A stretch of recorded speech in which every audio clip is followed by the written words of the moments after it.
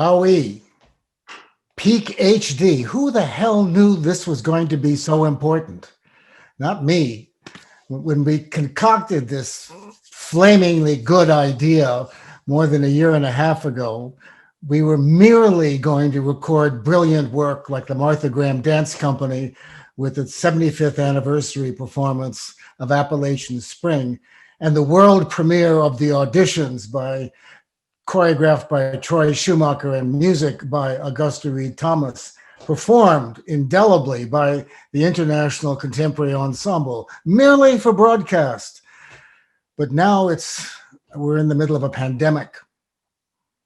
And this is what we're offering. And oh my God, what a sustaining work of art to be offering in these demanding, I'll be very kind, times. So I'm here with Ross Carr, who is the artistic director of the International Contemporary Ensemble and the mastermind of the musical quality of the representation of Augusta Reed Thomas's amazing score for the Auditions. Gusty is here with us today too. And special appearance by choreographer Troy Schumacher, who created the Auditions with Gusty. So it was almost 1 year ago to this day. Certainly, this was, if I may be correct in the timing, this was probably 1 year ago the day when we were walking into the Alexander Kasser Theater together and assembling the world premiere of the Auditions. So it's an anniversary.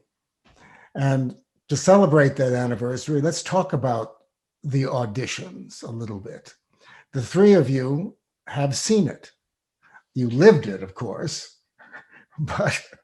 but now you've had a year, and what a year it has been.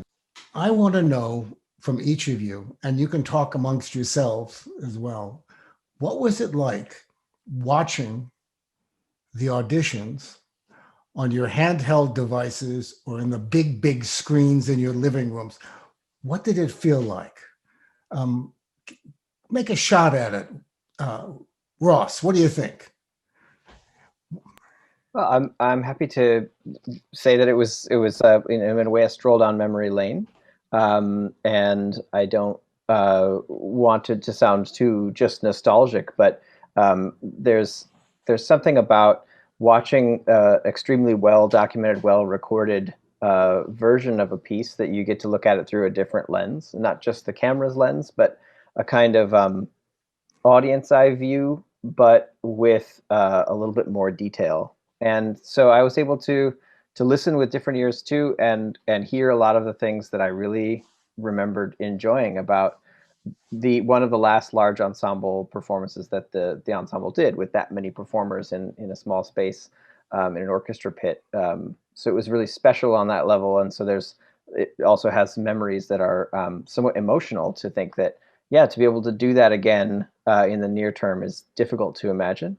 But the spirit of that kind of invention lives on, and it still gave me lots of creative ideas for, oh, well, that's cool. I never really noticed that in the performance before, because I'm often in the orchestra pit and I've only seen the full performance, a few times in rehearsals and stuff, and seeing the video broadcast allowed me to see a thing that I never really appreciated in as much detail while, playing the cowbell part or whatever, how much it was both being catalyzed and catalyzing the movement, and how many new ideas. It was very generative watching for me.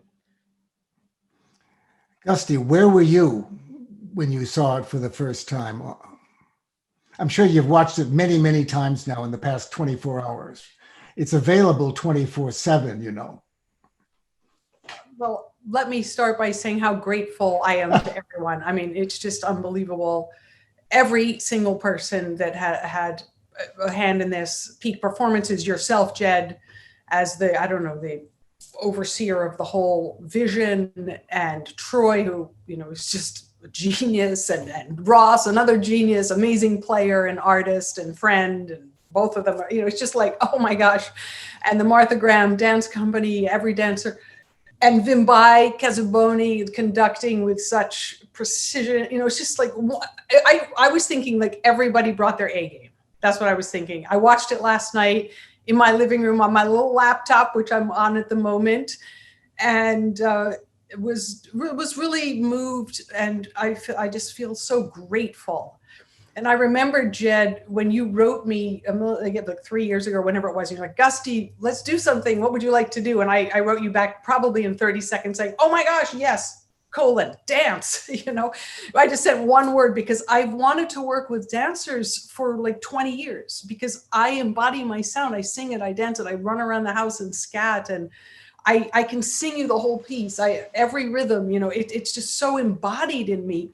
And it just feels so right. And so I was thinking last night, oh gosh, I want to like get up and like run to my studio where I'm sitting now in my completely messy studio and like write music immediately, all night long, because it's so inspiring to see, for instance, Vimbai conducting the ice ensemble and the precision and the beauty of the individual players, the grace, of technical mastery and so forth.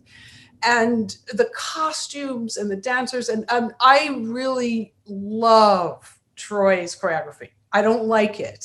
I love it for 1,000 reasons. I think it's absolutely spectacular.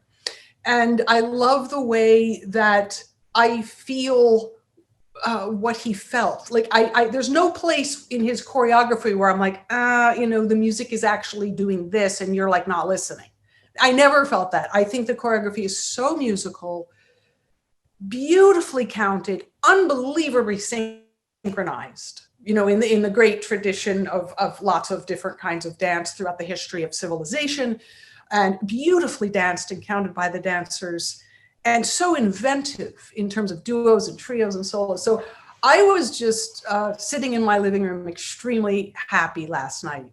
Sorry for the long answer, but for me, it's very emotional because I spent a year of my life on this, and I sculpted every last little 16th note and, caressed the parts and, all what it takes. And, and I just thought everybody did the same level of like everyone went all in, and it really sparkles. Well, I'll just add a little personal note. I'm just blown away by the performance on different levels. But the one thing that really hit me last night is that people are actually going to be able to see and hear the auditions. It is not a figment of your imagination.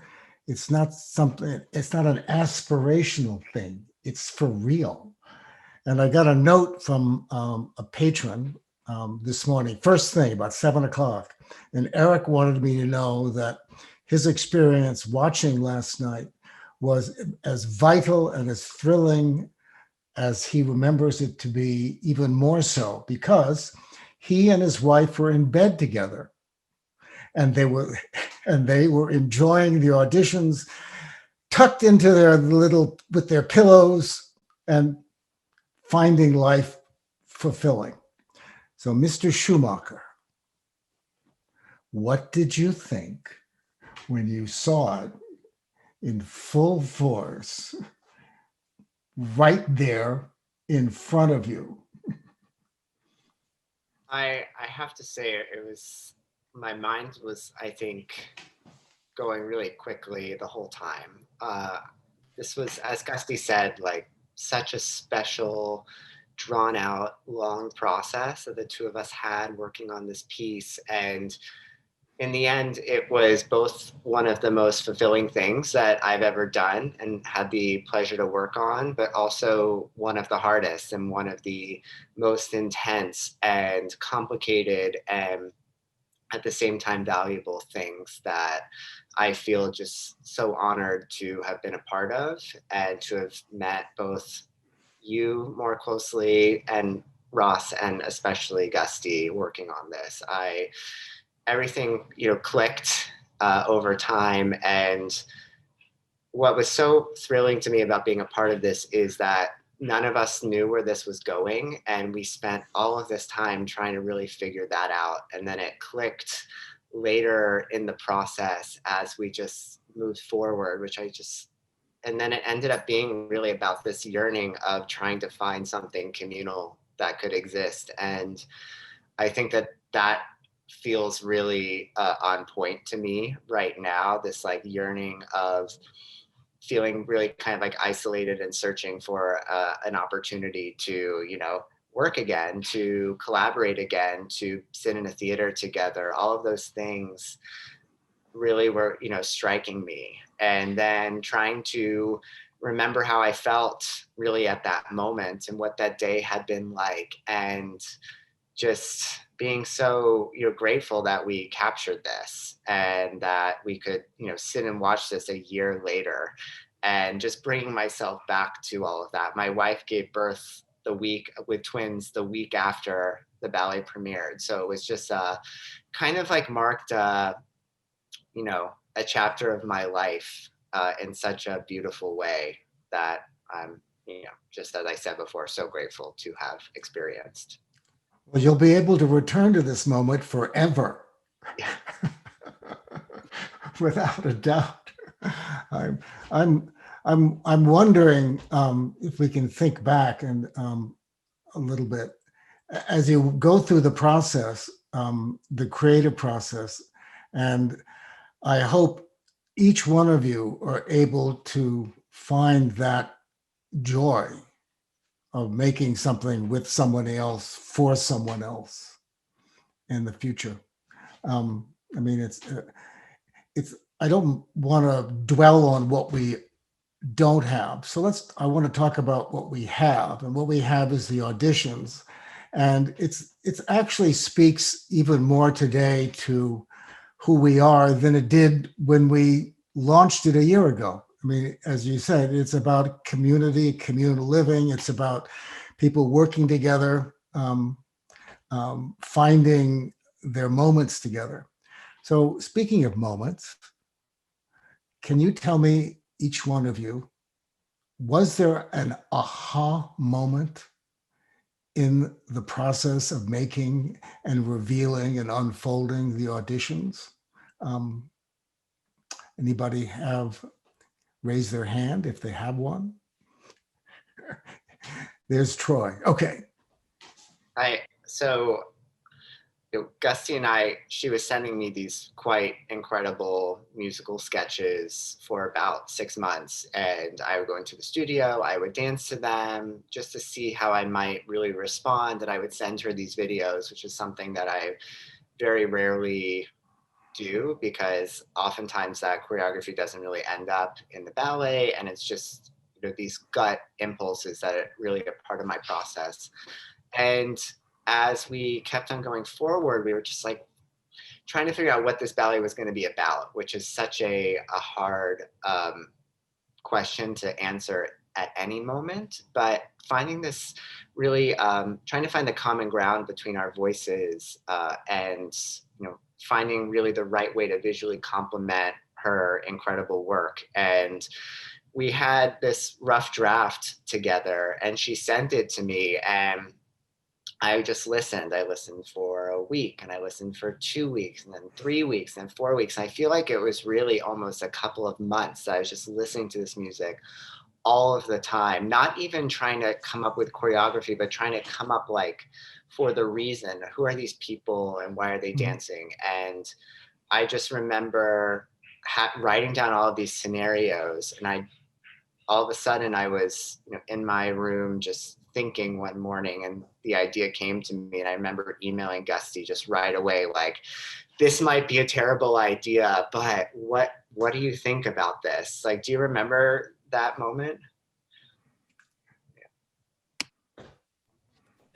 I remember that vividly. So I guess just from there, I mean, just that was really the moment that gave me just all of the motivation to come up with what this was going to be from a stage perspective. Like, we already had a rough draft of the music that Gusty kept on sculpting and sculpting and sculpting, but that was really the moment that I felt like I found somewhat of a pathway forward in this score. Yeah, and if I could just add, Troy, I just so take to heart and soul what you said, and it's just such a beautifully put and wonderful that all this effort you put into it, and the outcome really shows your creativity, and it's just all wonderful. And I was just going to say that one of the things we decided to do, and this in part came from Jed, often we might pick a choreographer and a dance company and then like figure out later, like which of these 7 composers should we pick? And Jed flipped it this time and said, we're going to pick the composer. At least that's the way you described it to me, Jed. And so when Troy and I started to talk, and we had many conversations by Zoom and phone and Skype, and then I also traveled to New York a lot, so we were able to meet in New York and in person in his beautiful home. His wife would make us like tea and things, and then we'd talk and make all kinds. It was really nice. Anyway, but we decided, both Troy and I, to not come up with a story. Like at the very beginning, hi, nice to meet you. What's our story? Let's do this. We decided not to do that. Like, let's let this thing bubble up. Let me throw him some, music X and Y and Z and see what, and then he did these beautiful videos, which I loved all of them, of course. And then we went back and forth, and, so it was very organic. It was very true. It was very honest. It was very organic. And also, I think one of the things with Troy and I is we just sort of got right into working. So we just talked. Like, it wasn't like, oh, I really like your idea and you're wonderful and you're fabulous, but I don't really like your idea. We just skipped that. It's just like, no, I don't like the idea. You can get a lot more done that way, and just sort of like get right into collaborating. And I did the same with Ice Ensemble, partly because I know them well, but it wasn't like, oh, you play so wonderfully and I love your mallets and I think it's just terrific, but you're out of tune. I just would say, you're out of tune, and they're like, I know. So it just saves an enormous amount of time. And they can say to me, like, okay, what's this? It's just like boom, boom, boom. And I think that kind of pure like communication is really golden when you're working with artists that you can just talk to. And so there was just a lot of things bubbling in lots of good directions. And I think that the scenario is so beautiful, Troy. It's just so beautiful. And the way that you were able to go from all the dancers in the rehearsal room and then pull 1 out and then pull 3 out and then pull 2 out, and all the pairings you did, and allowing for the dancers to have breaks to breathe. And it's a very athletic piece. It's whatever it is, 30 minutes or something like that. And a lot of it's fast music, as Ross can attest to. I mean, it's like lots of this stuff is zipping by, and so there's a lot. You can get exhausted dancing, and I think you just planned it all beautifully. The ending, when they're all together, is like Goosebump City. I mean, it's so beautiful, and the syntax of the music changes there to these big pillar chords. I think you call them. Did you call them cathedral? No, landscape chords. And we go into this other landscape, and it's a sound I saved up for the whole piece and whatever. So it's like all these magical things that you were able to bring forward. I bravo you. That's all I can say. I'll echo that as well. And I think that one of the things that feels like a bit of an epiphany or an aha for these types of projects is that you start to realize where an exchange or give and take between the two disciplines, between two fields, two media, are starting to be generative, and where there are concessions. Of course, like, give and take isn't always going to have the kind of aha of, oh, this is a moment where where me not knowing this thing about dance but knowing this thing about cowbells produced this interesting result. But it happens, and those exchanges that create a new idea from a potential sort of like discord or disagreement or something that like doesn't quite fit together. And for me, it was about resonance and movement, of sort of like the impetus or the impulse to take flight, and then as you're coming down, as gravity takes over and you move back down, that's kind of like the resonance of these objects that we happen to play in percussion. But in the whole orchestra pit, like, what's the analog to resonance? And for me, the aha moment was in feeling that, where it was like you would play a thing and then you would hear the footfalls on the stage above you, You're like, okay, that resonance was the right Nice. duration because they landed or something like that. And so we were working on feel because our focus is on sheet music and the conductor and getting this precision, which is essential to the piece and the give and take of all of this. But I really loved those very, very occasional moments where I would finish a note and maybe mute a cymbal, and then I would hear the footfalls above. And whether that was designed or not, it was extremely satisfying to feel that connection through the floor. Well, there's the music has always been an extremely important part of the work that I have helped produce, and particularly in dance when there is music, because I've done dance without music. It's an equal partner.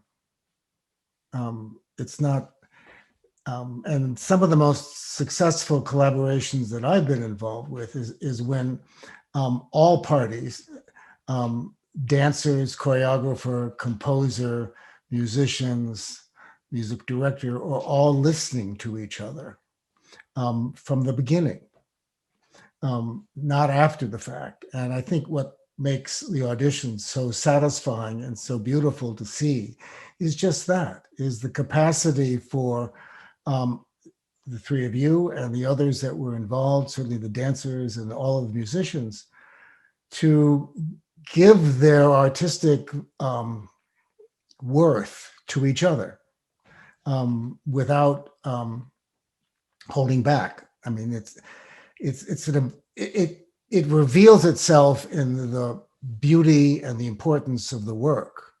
That how much you shared amongst yourselves, the give and the take. I mean, Troy and Gusti described very beautifully the back and forth. But I also know that the International Contemporary Ensemble, put every moment of each one of those musicians into the music, in the same way that each one of those dancers gave each one of the phrases the depth and validity that they did.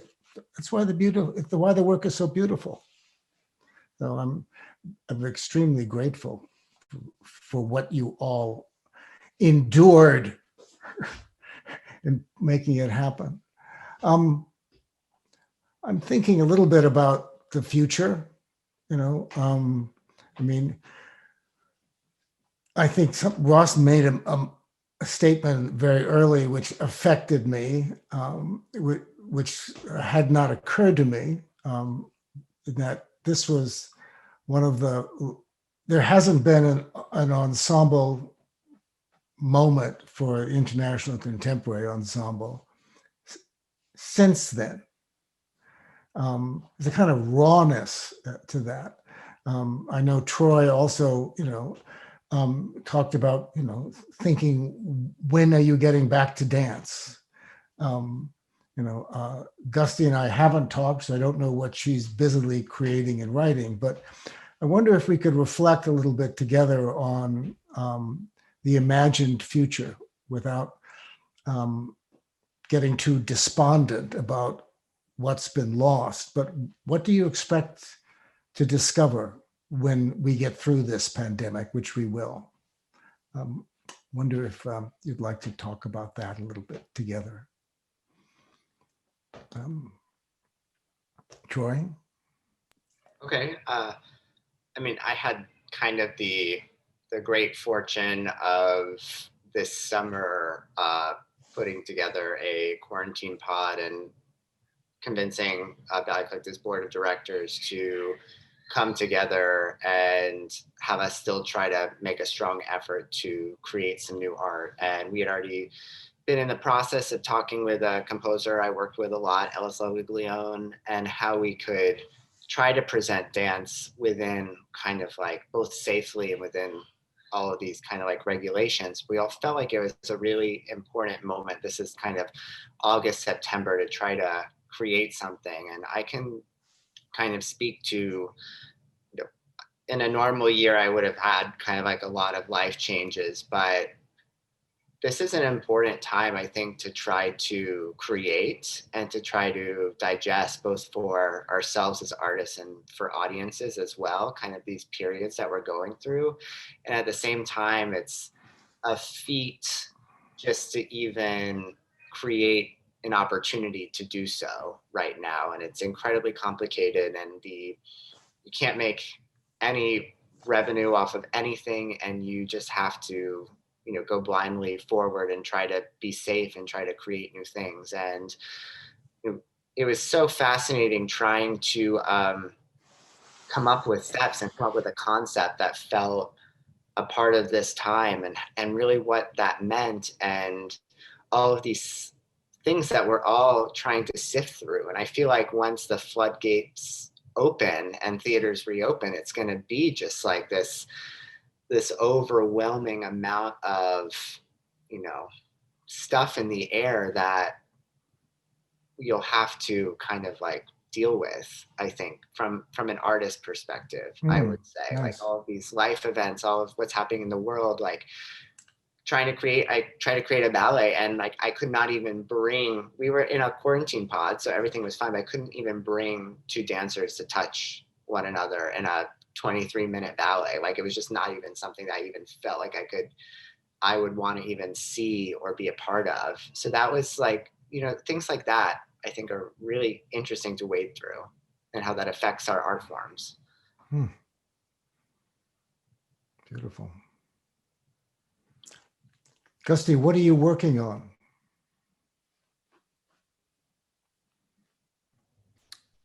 Yeah, and before I answer that, I was so fortunate to be one of the people who had time and that particular day to click on the link and watch what Troy created. And it's beautiful.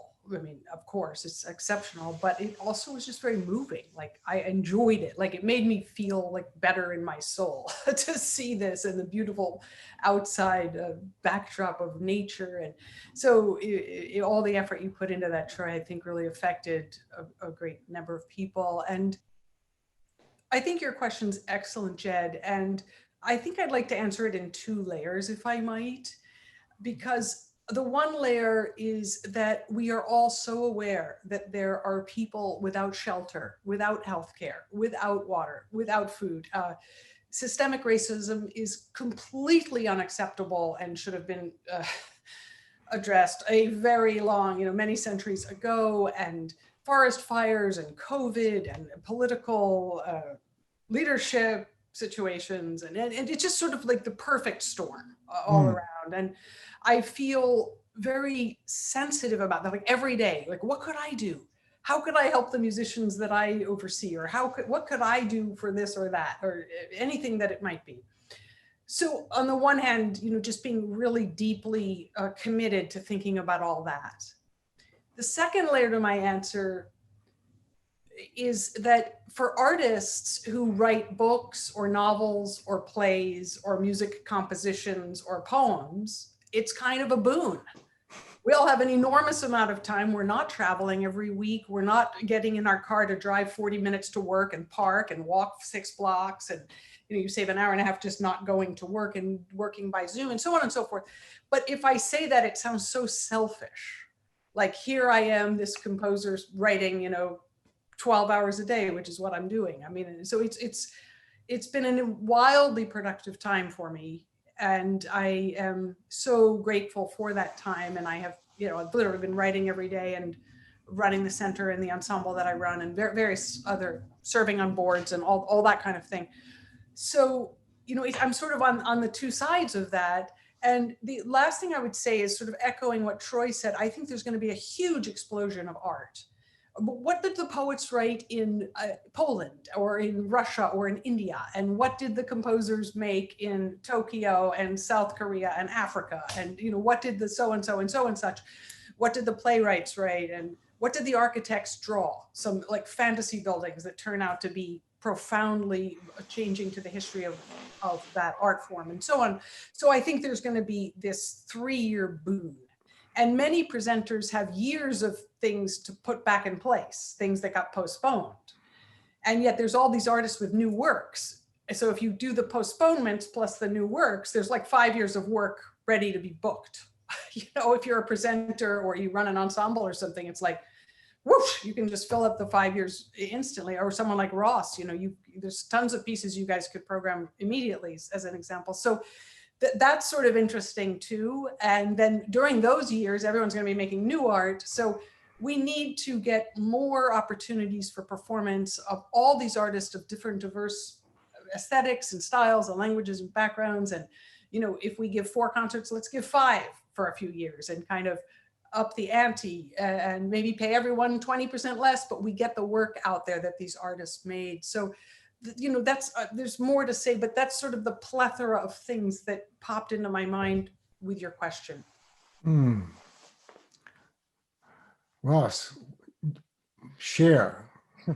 I love that question. And it's not an unfamiliar one. It's asked very well. And I think what's familiar about it is it's basically every day, like you said at the top of the conversation, Jed, we're sort of reinventing ourselves and thinking about new ways forward. So in a way, like the version of having this boon, this opportunity to write while not having to park the car and to do all the logistics of in-person work, that's felt by ensembles and organizations as well. And for us, for the International Contemporary Ensemble, it's an opportunity to re-examine all of our internal practices, all of our policies, all the way we organize, the way we create a sense of belonging for our ensemble and our collaborators, has been something that we have built at a fever pitch since the beginning of the organization, and then just run. We've been at just like concert, premiere this event. It's been back to back for whatever, 19 years, really.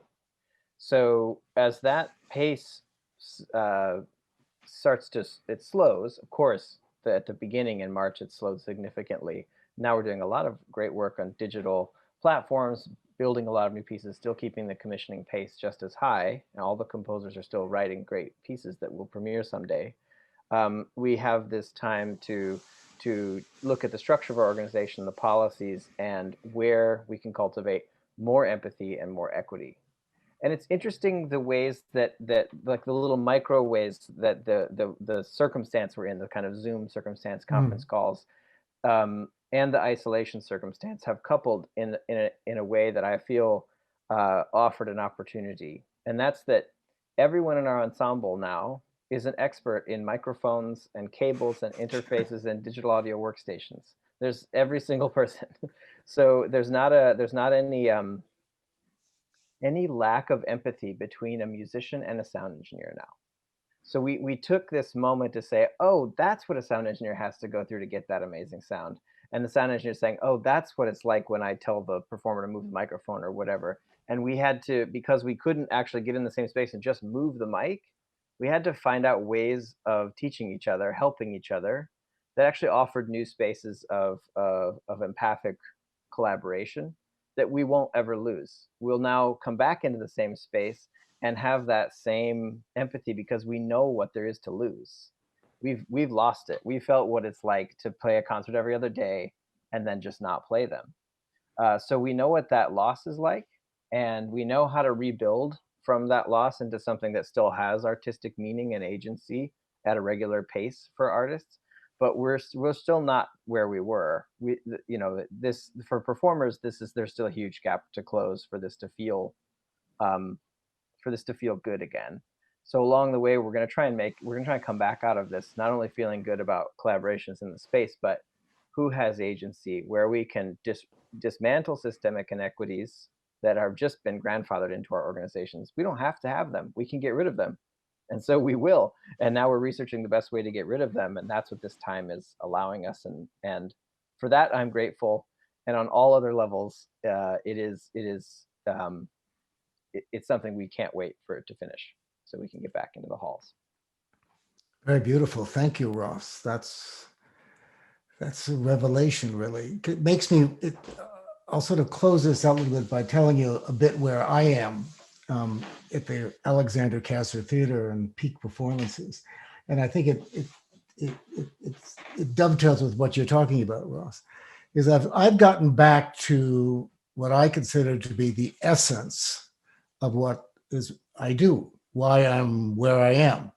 And for for the most part, over the past 40 years, I've always been a part with audiences and artists and creating a kind of balance.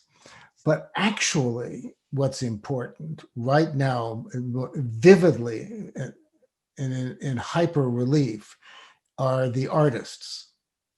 And that because there's no audience, and there won't be for quite a while, it's allowed me to realize that the reason the building is there is for artists to make work.